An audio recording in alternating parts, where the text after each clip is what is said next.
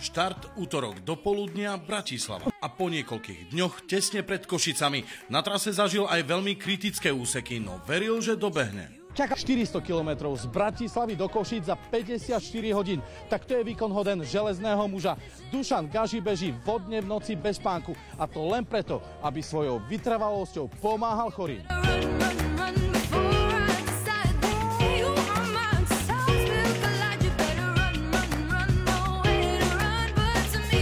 Myslím si, že to dokáže prekonať 400 km behom iba človek, ktorý nesie v srdci obrovskú myšlienku a obrovský kúsok dobra. Do cieľa dobehol a vyzeralo to takto dramaticky. Skončil v rukách lekárov. Tlakovo stabilný, saturačne v norme.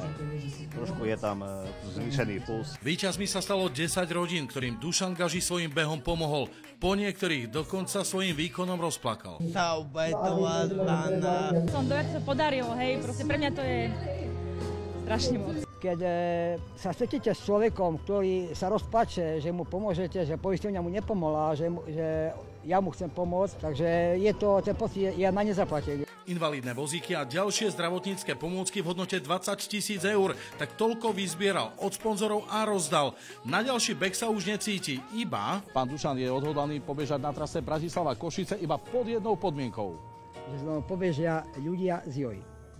Z Košíc Jozef Kačmári, televízia JOJ.